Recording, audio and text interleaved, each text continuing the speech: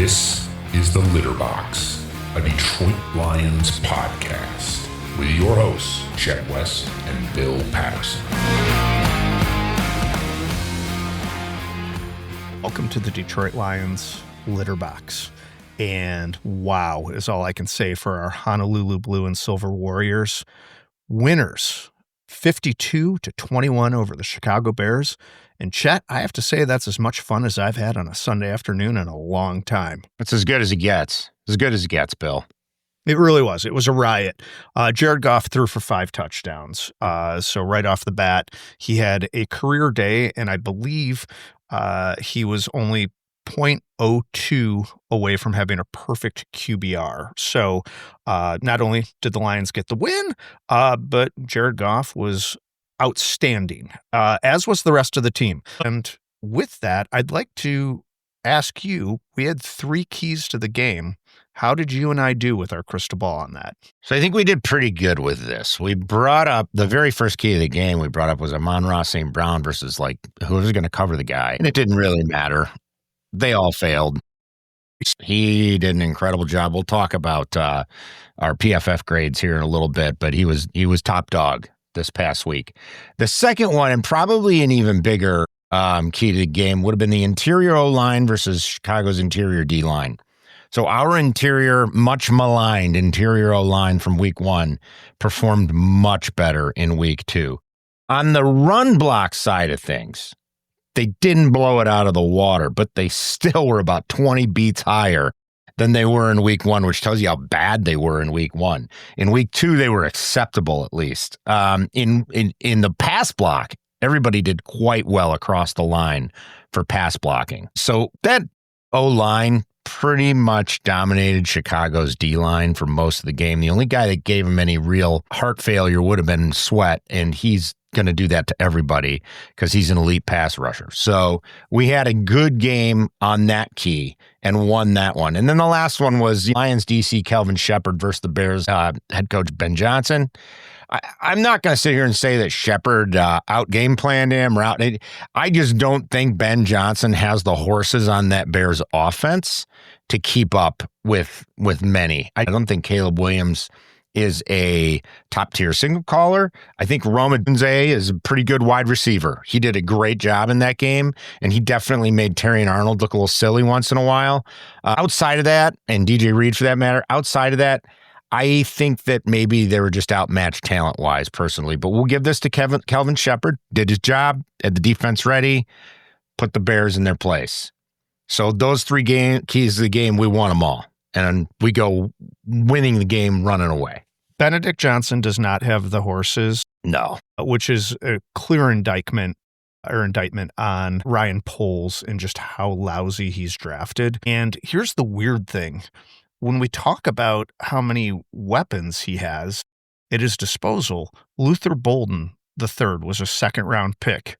He had 1 catch. They drafted, I believe, 10th overall, a guy named Colston Loveland from the University of Michigan as a tight end.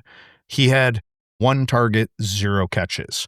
So the Bears are investing resources, but in high draft picks, in positions that should yield fruit if the lines, both O and D, are set. And the problem is the Bears went the route you don't want to go, which is free agency for both lines. And they're clearly overpaying a guy that we used to know well, Jonah Jackson, who I can't wait for your PFF grades. He didn't score that bad. He didn't score that bad. I'll give you a little preamble. He didn't. The right side of the Bears offensive line was abused all day and maligned, and he is part of that right side. So I'm a little surprised to hear that, which again, I don't totally trust these PFF grades. They have flaws. So let's dive into your PFF grades. All right, here we go. And let's talk about the Lions. I'm going to give you the Lions' number 1 guy on the field, PFF-wise, 91.6 for Amon-Ra St. Brown. He was the top offensive performer. No surprise there, right? He had a 91.4 pass grade, so he did quite well. Jared Goff was number 2 at 85.1 on the offense. And right behind him was only 17 snaps Isaac Tesla with Coleslaw. a 76.4. And then you had J-Mo with a 74.8. Brock Wright checking in with a 74.6. Thank you. Played a good deal of snaps. His passing grade was an 89.3. His pass block, don't sleep on this. Tight end pass blocking was a 74.4. That's pretty decent. I like that a lot. His run blocking, not so great, 53.1. Penei Sewell was the top-rated lineman outside of Brock Wright being the tight end. He had a 74.2 overall. Pass block was a 66.8. We had a 75.7 for run blocking for him. So pretty good as far as our metrics go, because the next couple guys, if we talk about pass blocking, just pass blocking right now, Graham Glasgow was the second rated pass blocker on our line with a 77.2. Number one rated pass blocker on our line was Christian Mahogany with an 81.1. Taylor Decker, 76.1. The entire left side of the line did their job pass blocking. Granted, they didn't have to deal with Montez Sweat. Sweat rush is usually from the left side. Who had to deal with him? Well, Tate Ratledge had a 66.8 and Penei Sewell had a 66.8 in the pass block. So those two guys had to deal with Sweat over there, and their grade was a little bit lower, but still very respectable. Above the 60 line, which is just doing your job. So they were getting up there. Run block, we still got some grades around run block that are disappointing. Graham Glasgow, overall, Graham Glasgow and Tate Ratledge brought up the bottom. Ratledge was a 56.2, Glasgow a 56.7. They were the bottom two offense grades for regulars. They had a 52.7 and a 51.6 run block for each of them. I think we've identified probably where our weakness resides right now in this offense is the middle of the O-line and probably on that right side. With those those run block grades are not going to get you a whole lot. Okay. It worries me. I have to disagree with you on this because here's the deal. They rushed 30 times for 177 yards yesterday. That's a 5.9 yard average. Yep. And you have to take out 3 of those runs because they were Craig Reynolds in garbage time for 4 yards for an average of 1.3. So you take that out, the 27 runs at 173 yards puts you over 6 yards a carry. They did their job. Well, here's where my concern lies. If we play a team with a better interior D line, those guys go right back down into the 30s and 40s on run blocks and everything gets blown up. The Bears have a really bad interior D line. They're just not that good. So they did their job against a team that wasn't very good. Let's see what happens against the Ravens next week. I'll be real curious to see what happens there. We'll talk about that in a little bit. I'm going to go through a couple more and then wrap this up. Outside of those scores there that you get on the offense, the usual performers were all up there. We gave you that. On Chicago's offense, it was pretty bad. I mean, they had a really bad performance from Braxton Jones. He had a 46 overall. He's their left tackle. Okay. He's awful. His pass block was a 46.9. His run block was a 52.4. That is not going to win the day right there. Okay. So we got a couple of question marks there. Can you go through the rest of their offensive line? Yeah. Just the starters. Rest of the offensive line, we'll give you the rest of them here. Joe Thuney, left guard, graded in a 60.8. Theo Benedict and Darnell Wright, both graded in at 64.5 and 65.8. Theo Benedict's a backup. Wright's the guy I wanted to highlight. Okay. Did you see the play where he leg whipped Hutchinson into the bad leg? No, it was so Bush League, and it's all anybody can talk about today is like even Bears fans are like, he is the worst. He got abused by Hutch all day, and he tried to leg whip him, which NFL guys don't go for that. Like, it's competitive, but you don't try to win you. That's not going to win you the day. You don't try to end another man's career. So I'll talk about the other two. Your favorite, Jonah Jackson, right guard, 68.2 overall. So he's 80.2 pass block and a 60 run block. He's good on a bad. He's good on a bad line, which That should tell you something. So maybe he's not as bad as we get. Maybe he's doing better, or maybe he just had a good day against us. You never know. I mean, this is just one game, right? So that's basically the line right there. Braxton Jones bringing up the rear. And then next to that is probably Drew Dahlman, the center, at a 58.9.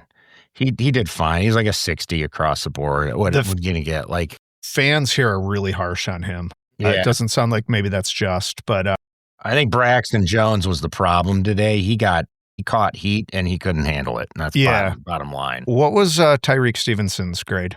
Tyreek. Let's look at Tyreek here. Because the Lions picked on him all day long. The key to the game is when the Bears shut down corner. So he was bad. So I was going to get to the defense here in a minute. Yeah. And the highlights for defense are all on the Bears side. So you had three guys that played pretty much most of the game. Tyreek Stevenson, Nashawn Wright, and Kevin Byard. That's a strong safety and two corners. So Stevenson and Wright are the corners. Their overall grades. Stevenson was a 29.8. Nashawn Wright was a 29.4. Oof. And Kevin Byard was a 26.1. Oof. So those guys just got torched all day long, and their coverage grades were the reason for it. 37, 35, and 26. They were awful. Nick McLeod wasn't much better. He had a 41.8, the other corner, and a 35.4 for coverage. So they just don't cover the pass very well in that group. So they all got absolutely rolled. Jalen Johnson is their better of the corners. He only played 20 snaps. He had a 70.9. He had a 71.9 cover rate. And I still think in the plays he was in, he got beat every once in a while. So he's out indefinitely too. He tore his groin. He had a groin injury going into it, and he's out indefinitely. So a 71 or 70 point whatever, given how hurt he was, isn't probably that bad. And he is their best player, which is not good for the Bears. Can I end the Bears really quick as we look forward to the Ravens? I'm going to summarize it like this. And I'm going to ask you the question, and this is the difference between these two franchises. They played at the same college 1 year apart. They play the same position. One was a second-round pick. The other was an undrafted free agent. Who would you rather have, Cole Kmet or Brock Wright? Because in my mind, they're the exact same player. They are the same player. Kmet gets a little more play from the Bears just due to options. He seems to catch more balls. But a second-round pick versus an undrafted free agent. Sure. I see where you're going. And Brock Wright took, when Cole Kmet was drafted by the Bears, Brock Wright took his job at Notre Dame. I just find the comparison just stunning when you think about the launch angle in where the two franchises are. So Ryan Poles needs to go. He is not drafting difference makers. The Bears also had 3 second or third round picks that were healthy scratches. I mean, that's never happened for the Lions. Healthy scratches. I mean, Levi Onwuzurike was unhealthy a lot, but that's totally different. Yeah, it's so poor drafting. So I want to just shoot you a couple defensive grades for Detroit, then we can jump off. Okay. Yeah. Brian Branch, 91.4. Guy's a stud. Got the game ball we saw in the game video there. They need to lock him up to an extension. Yeah, I'm going to say that's probably true. Your buddy Hutch improved. He was in an 80.8 for his overall score. And Grant Stewart, in his 6 total plays, got an 84.6. I usually don't look at the guys that just get a couple of snaps, but I thought that was kind of funny. Do you know he's the special teams captain for the Lions as well? Oh, yeah.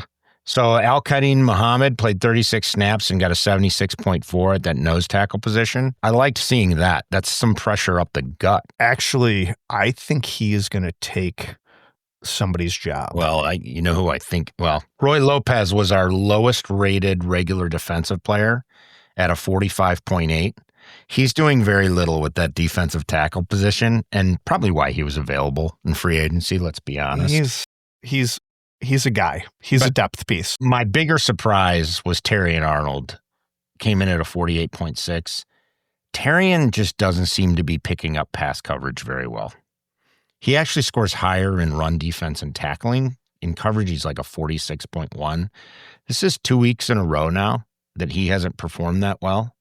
And another guy that really isn't turning in great grades is Alex Anzalone. 54.7, and on run defense, he's a 40.6. He's not good. He's not long for it, and it's not good. I think that's probably why we didn't give him the big deal that he was hoping for there. So let's jump off it. Everybody else did a good job. Yeah, the one thing I was going to say, medium or above. The thing to look forward to, Lions fans, Davenport got hurt on 3 separate occasions. He didn't have an awful game, but I fully expect Muhammad to possibly push for his position at some point going forward. Last thing, let's talk about this week's opponent, Monday Night Football, which is awesome. It's just so fun having the Lions relevant in these. They were the game of the week against the Packers week 1, and now they're on Monday Night Football. The bad news is they have to face Lamar Jackson and the Ravens. And since Lamar Jackson has become a starter for the Baltimore Ravens, he is 24-2 against the NFC. And that is all I have to say about this. Well, and he gives us fits. He gives the Lions absolute fits. And if you go back and look at a couple of the games so far, he grades out as one of the highest players on their offense. He and Zay Flowers might be a problem for us on Monday night. Especially if Arnold can't step it up. So we'll have another pod for you all later this week to preview that in more depth, but that's just the overview and why I'm not feeling super strong about the Lions' chances. I never feel good about the Ravens. I feel like they can always beat us. I don't know what it is, but it's just one of those teams. It's like them and the Commanders. We struggle. I'm just happy it's on the neck of the woods. It's a road game, so it's not it's a road loss, not a home loss. It is a road loss. It's a Monday night, which stinks because we're going to play some primetime TV. But let's see if we can pull it out. Let's see if our offense can be there. If I had to give a game ball, though, to coaching staff, it's got to be Johnny Morton. The offense was clicking all the way around, and good for him to kind of, shove it in Benedict's face. So he proved in a big game, that he can beat a beatable defense. Yeah. And he did. He crushed him. So that's great. All right, Lions fans, please listen to our sister pod, the Detroit Tigers Litter Box. And that is all we have for you until we give you the Ravens preview. Great win. Enjoy it. Celebrate. And we'll talk to you all soon.